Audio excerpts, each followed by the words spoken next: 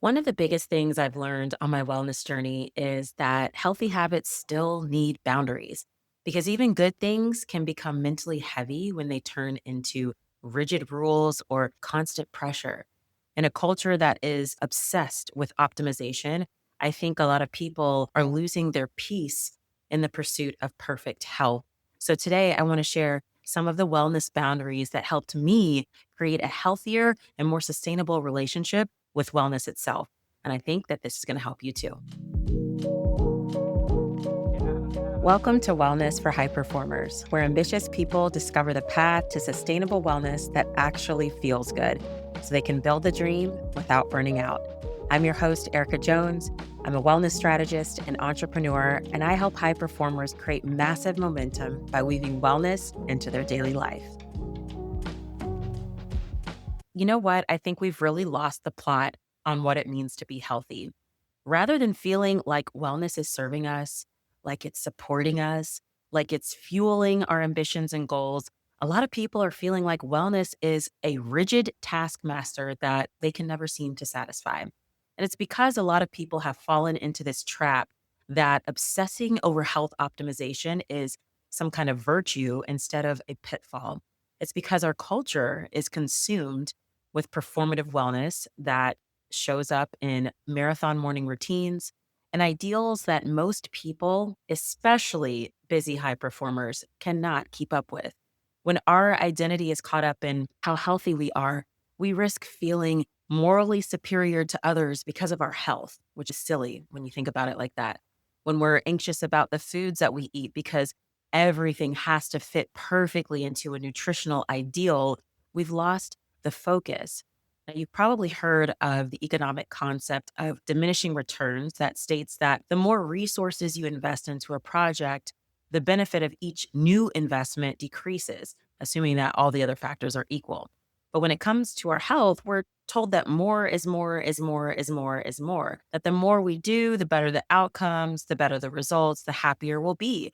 But there's actually a point where we can do harm versus continuing to benefit. And this episode is about exploring that tension. And I'm going to do it by sharing with you practical examples of how I created wellness boundaries in my life. Why? Because the goal of wellness, the goal of getting healthy and being healthy is to support my life, not to control it. And so if you're new here, I do want to be clear up front because this may sound ranty or that I'm anti health. This is far from it. I've been on this wellness journey since 2009, and I live a lifestyle that is fully committed to prioritizing my health for me, for my family. So I'm a huge proponent for healthy living. But with that said, I do want to get into the boundaries that helped change my relationship with health and opened a pathway for more peace, for more rest, and for more ease. So the first boundary is this. Number one is I do not prioritize my health goals over meaningful relationships.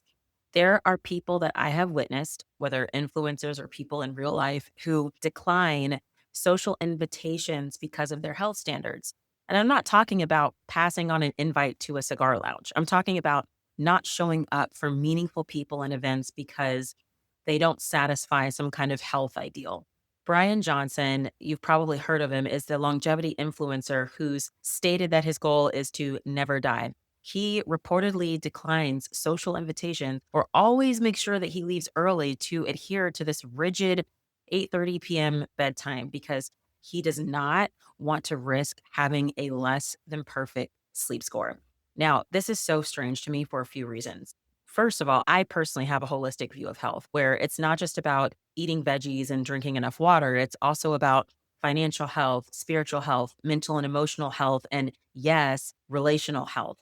The second thing is longevity research also strongly supports community relationships as a non negotiable for human flourishing.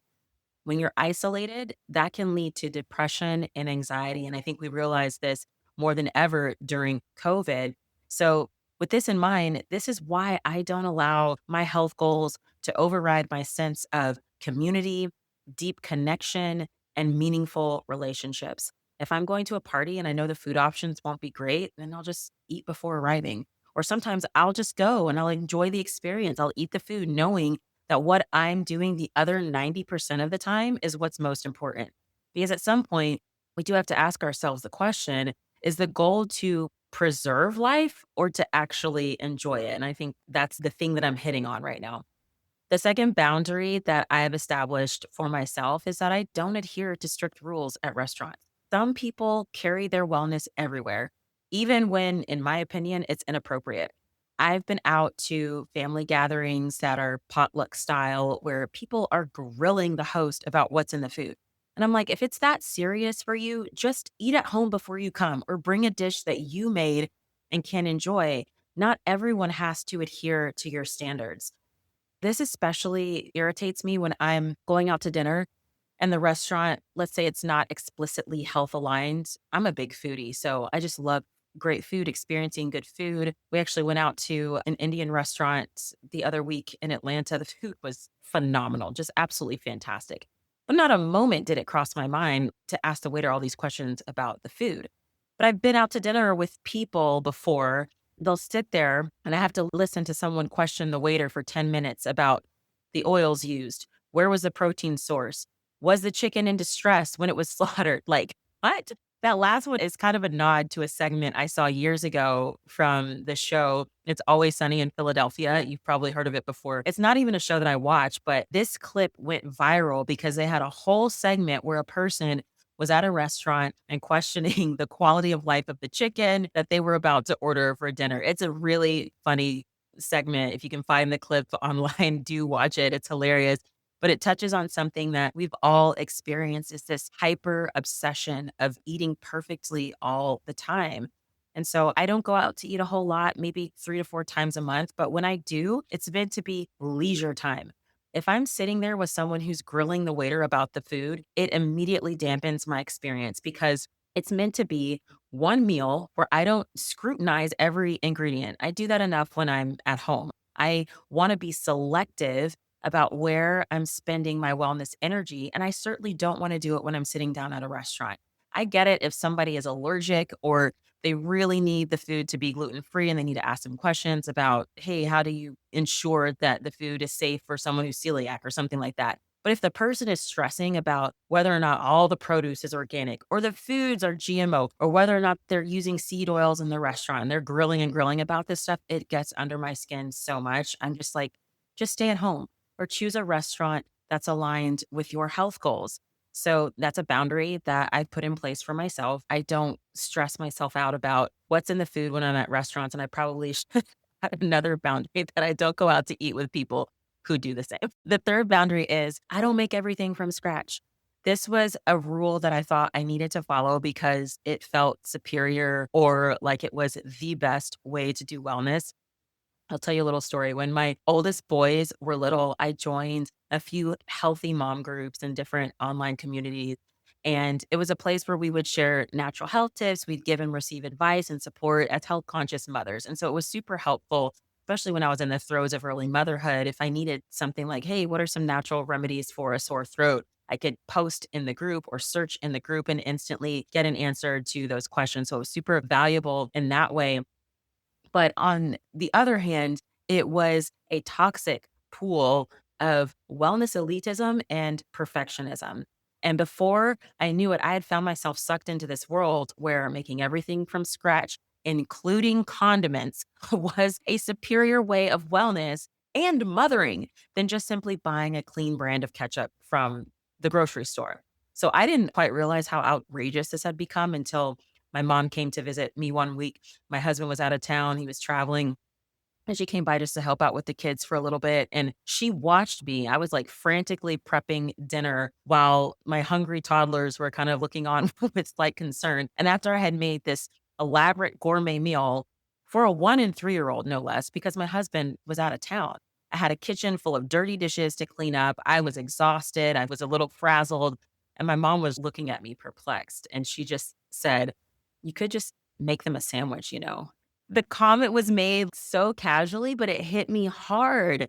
And I thought to myself, what am I doing? This version of wellness is exhausting. It's performative. It was like I was trying to live into these impossible standards that someone else had created for me. And it left me feeling like I was never doing enough. It was like I was trying to prove something, maybe to myself or to the women in that community that, hey, I really am focused on my health. And hey, I really do care about my kids' well being. Of course I do. Everything in my life says that I do.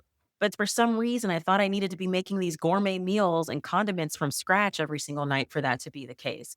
And so it was in that moment that I gave myself permission. If I make my kids peanut butter and jelly sandwich for dinner every now and then, it's not the end of the world, especially if their dad is out of town and I'm on solo duty. It doesn't mean I've failed as a mother or ruined their health in some way. So this was about letting go of performative wellness and giving myself the grace and permission to live healthy in a way that aligns for me.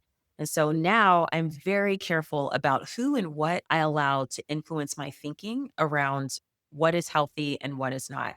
And this brings me to the last two boundaries. The next one, number 4, is that I don't do anything that doesn't resonate with me. A lot of people are big into peptide injections, beauty injections, and I'm not on board yet. I don't have a specific reason other than it just doesn't align for me. I'm not okay with injecting foreign substances into my body. I don't care what people say about how beneficial and healthy it is. If it were an emergency, then hey, that's different. But for longevity or beauty standards, I would rather pursue those things on my own terms. And when people have asked me about this in the past, well, why don't you do the injection? My reason is just it doesn't align for me. And that's all the reason that I need. If you're not on board with something, if it feels off for you, it's okay to say, you know what? I'm just going to pass on that. It's like when I'm out to dinner with girlfriends and they're passing the mocktail around the table for everyone to try.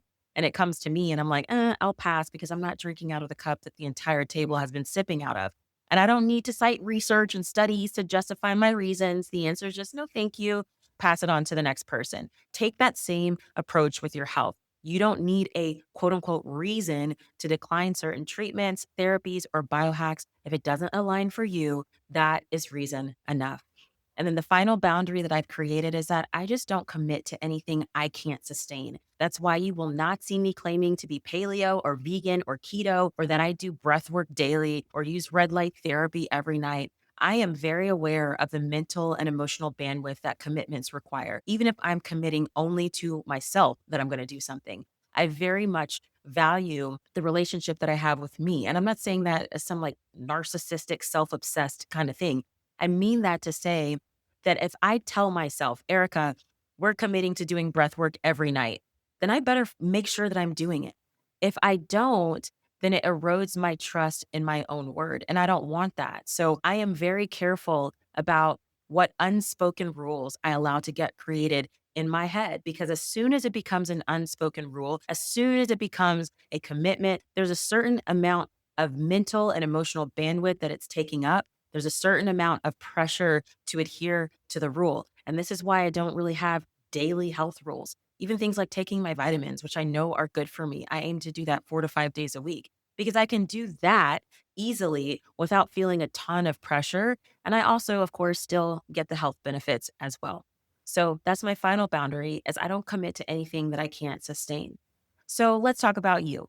Where do you need to draw some lines or create some boundaries with respect to your health? Whose unspoken rules have you adopted that you know just don't really jive with you? Where are you exhausting yourself? And where can you give yourself grace and permission to relax? Our health habits should serve us ultimately. They should be an oasis of relief from the pressures of life. And in this context, community matters. Your sense of joy matters. Your peace matters. Your energy matters and reducing pressure on yourself, all of this absolutely matters because as a high performer, you're already showing up in the world powerfully. A wellness routine that exhausts you and destroys your peace is not making you healthier. You don't want to neglect your health and throw caution to the wind, but you do want to create a version of wellness that aligns and actually feels good. Oof, I feel fiery today. Goodness. Thank you so much for being here. I really hope that you're leaving this episode feeling a sense of relief, feeling a sense of permission to show yourself some grace and also more clear on your next step, whatever that looks like in creating wellness in a way that truly fits seamlessly into your daily life. For deeper conversations like this, join me at elevays.com. That's ELEV as in victory, AYS.com. And get on the list for my weekly newsletter. It's called The Elite Edge. It's where I share insights you won't find anywhere else. I'll see you in the next episode. But until then, make time for what matters.